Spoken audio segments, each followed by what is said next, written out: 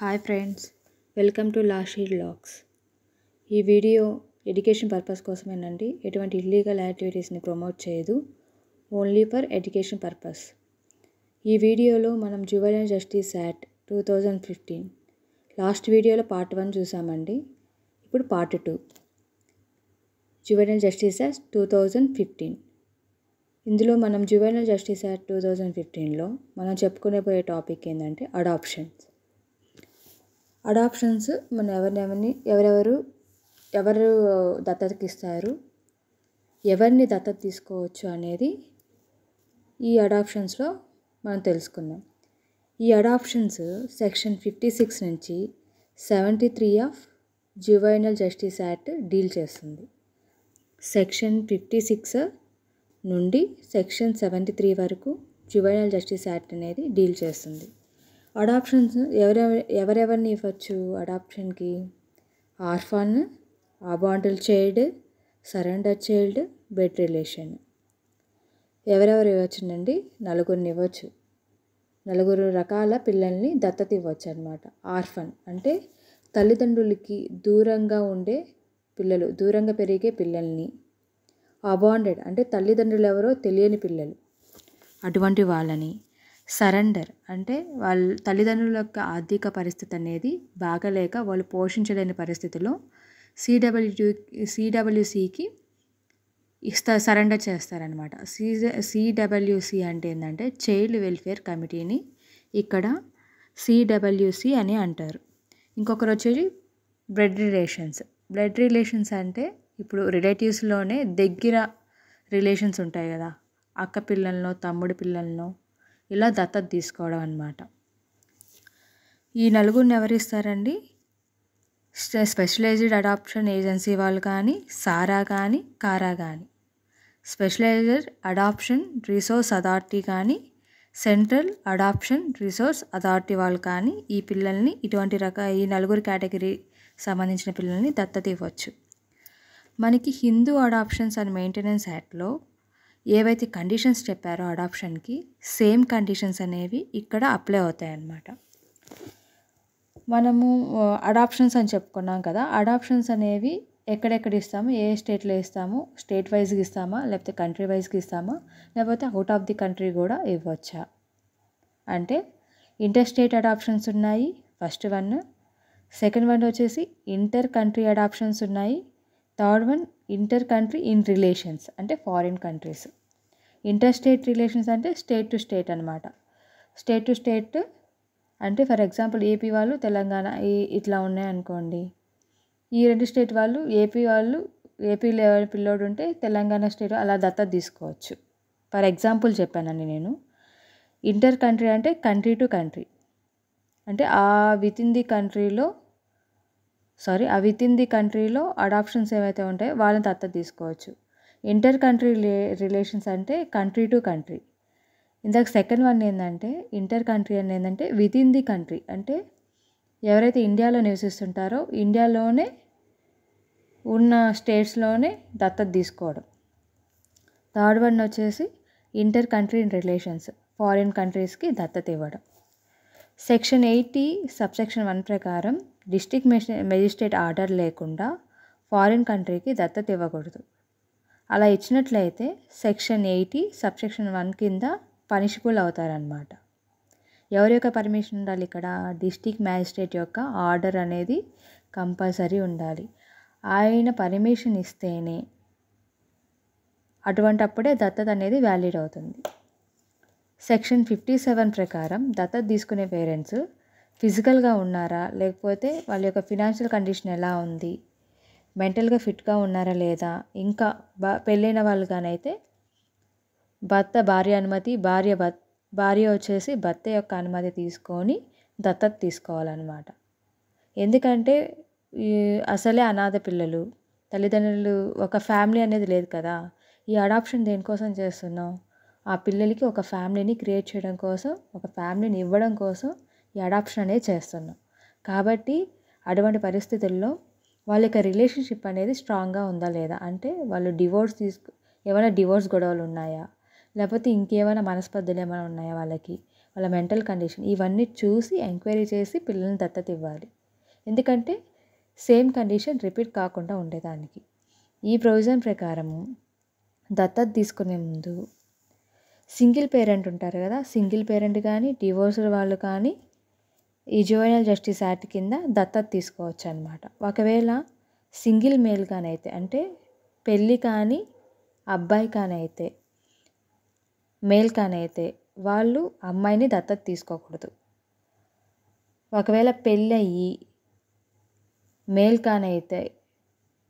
కానీ ఫీమేల్ కానీ అయితే వాళ్ళకి దత్తత తీసుకునే వాళ్ళ చైల్డ్కి వాళ్ళకి 21 years గ్యాప్ ఉండాలి. సెక్షన్ 58 ప్రకారం ప్రొసీజర్ ఫర్ అడాప్షన్ యొక్క ప్రొసీజర్ అనేది తెలుసుకుందాం. దత్తత తీసుకునే ముందు పేరెంట్స్ ఇండియాలో కానీ ఉంటే రిలీజన్ ఏం చూడకుండా, అంటే పిల్లలు ఆర్ఫాన్ కానీ అబాండెడ్ కానీ సరెండర్ చైల్డ్ కానీ ఎవరైనా ఉంటే వీళ్ళకి అథారిటీ ఎవరు? వితిన్ ది స్టేట్ కాబట్టి సరెండర్ చైల్డ్ ఎవరైనా ఉంటే ఇండియాలో ఉంటే అటువంటి పిల్లలకి స్పెషలైజ్డ్ అడాప్షన్ ఏజెన్సీ అని చెప్పి వాళ్ళు దత్తత ఇస్తారనమాట. ఎవరు అనుమతి తీసుకొని? డిస్ట్రిక్ట్ మ్యాజిస్ట్రేట్ యొక్క అనుమతి తీసుకొని వీళ్ళ యొక్క రిపోర్ట్ని స్పెషలైజ్డ్ అడాప్షన్ ఏజెన్సీ వాళ్ళు ఎంక్వైరీ చేసి పేరెంట్స్ ఎవరైతే దత్తత తీసుకుంటున్నారో అడాప్టివ్ పేరెంట్స్ వాళ్ళు ఎలిజిబుల్ అని చెప్పి వాళ్ళ యొక్క రిపోర్ట్ని ప్లస్ చైల్డ్ యొక్క రిపోర్ట్, అంటే చైల్డ్ యొక్క study report plus medical report రెండు కూడా జత చేసి డిస్ట్రిక్ట్ మ్యాజిస్ట్రేట్కి పంపించాలి. సెక్షన్ 101 సబ్సెక్షన్ 6 ప్రకారం. ఒకవేళ డిస్ట్రిక్ట్ మ్యాజిస్ట్రేట్ యొక్క ఆర్డర్స్ కానీ ఎగైనెస్ట్గా అప్పీల్కి వెళ్ళాలి అనుకుంటే డివిజనల్ కమిషనర్ దగ్గరికి 30 రోజుల లోపల వెళ్ళాలి. డివిజనల్ కమిషనర్ దగ్గర అప్పీల్కి వెళ్ళినప్పుడు డివిజనల్ కమిషనర్ గారు 4 వారాల లోపల ఆ కేసుని డిస్పోజ్ చేయాలి. సెక్షన్ 59లో ఏం చెప్తారంటే 58 ప్రకారం ఎవరైతే పిల్లలు 60 రోజుల లోపల ఎవరైతే orphan, abandoned, surrender child, blood relation except orphan కానీ అబాండెడ్ కానీ సరెండర్ చైల్డ్ కానీ వీళ్ళు ముగ్గురు ఎవరైతే ఉన్నారో వాళ్ళని దత్తత కానీ ఇవ్వకపోతే ఇంటర్ కంట్రీస్కి అడాప్షన్కి ఇస్తారు.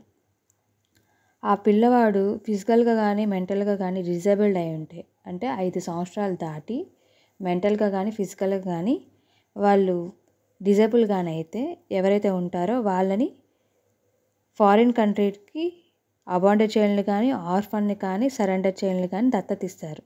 ఈ ప్రాసెస్ అంతా ఎవరు చేస్తారంటే అక్కడ కంట్రీ, అంటే మనం ఏ కంట్రీకి అయితే దత్తత ఇస్తున్నామో అక్కడ ఫారిన్ అడాప్షన్ ఏజెన్సీ వాళ్ళు ఉంటారు.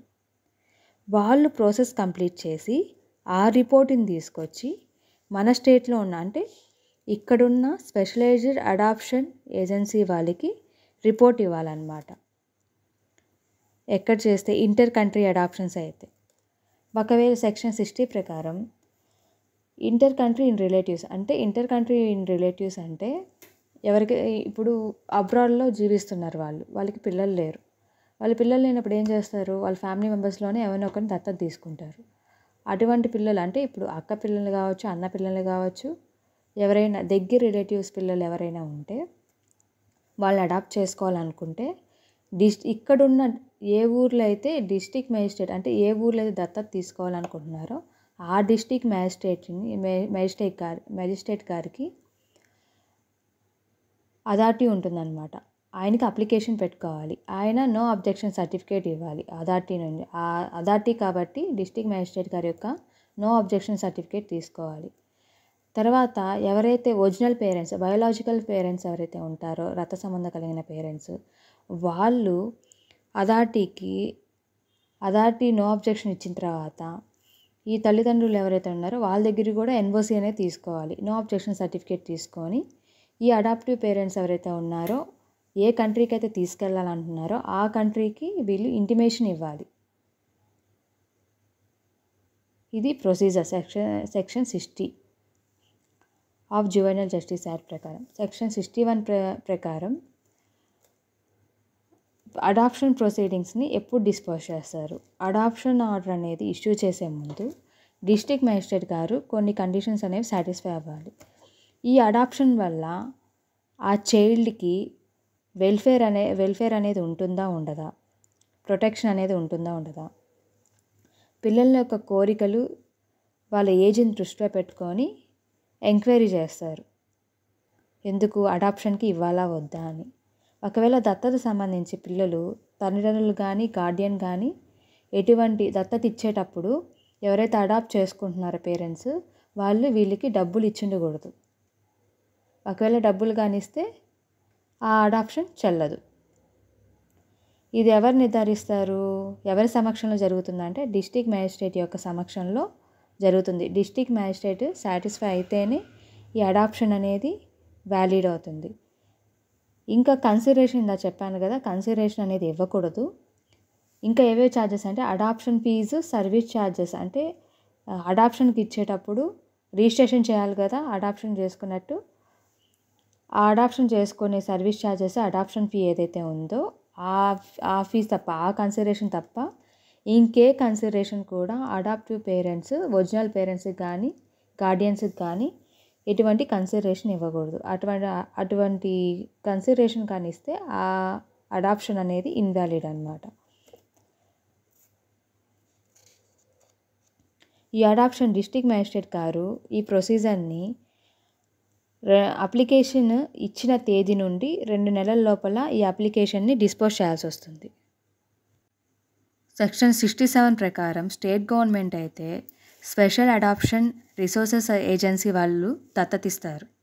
అదే సెక్షన్ 68 ప్రకారం సెంట్రల్ గవర్నమెంట్ అయితే సెంట్రల్ అడాప్షన్ రిసోర్స్ అథారిటీ వాళ్ళు ఇంటర్ కంట్రీకి అడాప్షన్స్ ఇస్తారనమాట.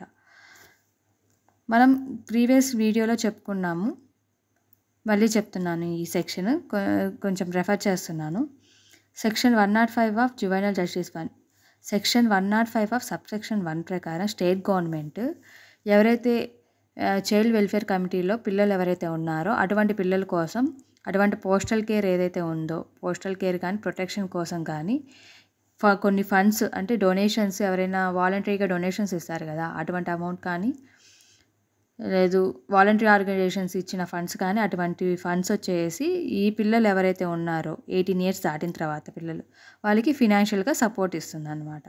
ఈ నిధులు ఈ ఫండ్స్నే వాళ్ళకి యూజ్ చేస్తుంది. సెక్షన్ 106 ప్రకారం ప్రతి స్టేట్ గవర్నమెంట్ పిల్లల కోసం చైల్డ్ ప్రొటెక్షన్ సొసైటీని ప్రతి డిస్ట్రిక్ట్లో చైల్డ్ ప్రొటెక్షన్ యూనిట్ని ఏర్పాటు చేస్తుందన్నమాట గవర్నమెంట్. ఎందుకోసం వాటిని ఇంప్లిమెంట్ చేయాలంటే ఆఫీసర్స్ కావాలి. వాటి కోసం చిల్డ్రన్ యొక్క రీహాబిలిటేషన్ అంటే వాళ్ళకి ట్రైనింగ్ ఇవ్వడము, స్కిల్స్ ఏమైనా నేర్పించడము, ఇట్లాంటివి ఏమైనా చేయడానికి, వాటిని ఇంప్లిమెంట్ చేయడానికి సెక్షన్ 106 ప్రకారం స్టేట్ గవర్నమెంట్ ఆఫీసర్స్ని అపాయింట్ చేస్తుంది.